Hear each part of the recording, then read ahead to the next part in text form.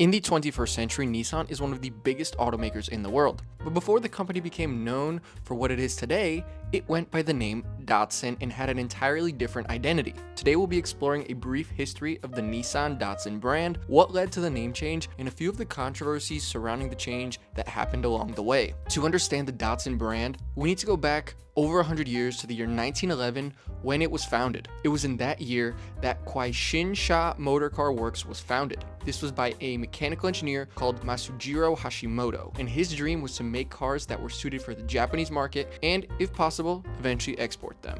In 1914, 3 years after the founding of his company, he completed his first car, which was a 2-cylinder, 10-horsepower car. He borrowed the initial letters of the surnames of his 3 investors and gave it the name DAT, or DAT. By 1925, the company was already called DAT Motor Car Co., and initially they only produced commercial vehicles. Up until DAT presented its first passenger car in 1931, the Datsun, or Son of DAT. In 1933, Nissan Motors was formed from the merger of DAT Automobile Company and another manufacturer called Jutsuyo Automobile Company. Instead of using the new Nissan name for their cars, they chose to keep the brand name Datsun, since they had already been using that. The company wasn't an immediate success. The car making aspect to Nissan's operation was expensive, so to stay afloat, they produced spares for Ford and GM, both of which were dominators in the Japanese auto market from 1925 to 1935. They had a combined market share of 95%, but were now both in the midst of being kicked out of Japan by the new regime. Around the same time, Nissan launched a series of luxury cars based on the Graham Page Crusader, using tooling bought and imported from the US. The new cars, sold as the Nissan Model 70 in Japan, had big 85 horsepower engines. At the time, this was a powerful motor, enough to power an army truck. And by the early 40s, the Model 80 truck was launched. The new government regime saw what Nissan was doing, and considering that it had just chucked out the 2 biggest US auto manufacturers, an opportunity was identified, and it wanted Nissan to focus on building military trucks for the war effort. Shortly after, World War II descended. This is where we saw the introduction and the production of the Nissan 180 and the smaller 17T. Nissan's sole concern was producing vehicles for the military and, for a short period, aircraft as well. By 1950, after both bombs had been dropped, peace was officially declared, and having gone through numerous bankruptcy scares and aggressive union strikes, Nissan barely survived this time period, and the company was on its last legs. This time, it was the Americans that helped save the struggling auto manufacturer. In 1950, the US Army via the UN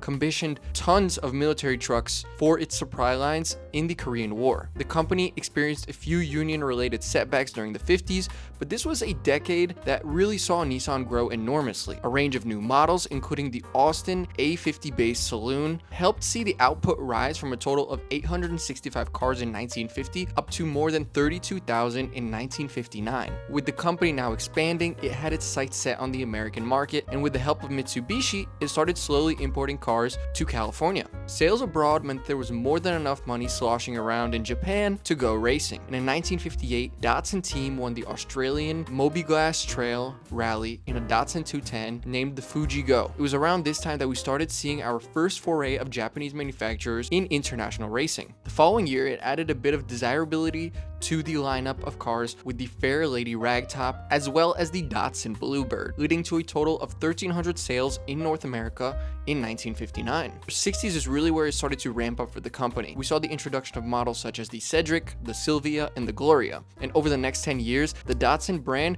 created a really unique position in the American market. Compared to its American counterparts, whose models were very big, heavy, and came equipped with gas-guzzling V8s, the Datsuns were reliable, small, and cheap.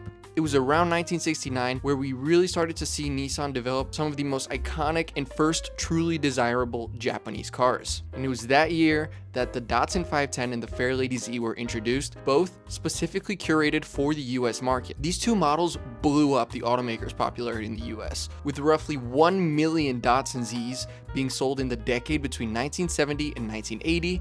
And for reference, it took Chevy 25 years to achieve the same numbers with the Corvette. The separation of the corporate brand Nissan and the automobile brand Datsun was maintained during this time, but it was too confusing for the customers. In 1984, with the Datsun brand firmly established around the world, Nissan decided it was time to market its cars under the parent brand's name.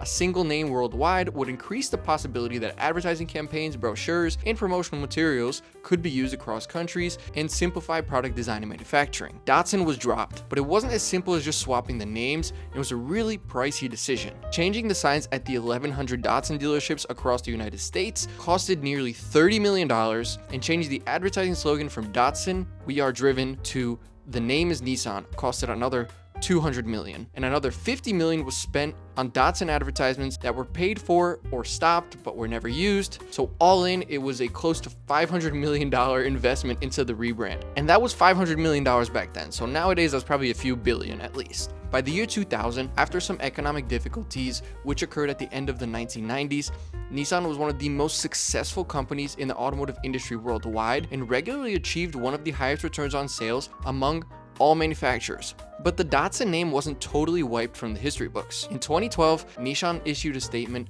that they would be reviving the Datsun brand. Vehicles for emerging markets such as Indonesia, India, Russia, and South Africa would receive cars that appeared under the old label. They launched the Nissan Datsun Go and the Go Plus, marketed as family vans and economy cars. The image of the Datsun brand was still characterized by reliability and longevity, and this helped quickly gain market share in some of the emerging countries. But in 2018, the new leadership at Nissan announced that they'd be burying the Datsun brand to focus on the main Nissan brand. So I guess they kind of had to learn their lesson twice here.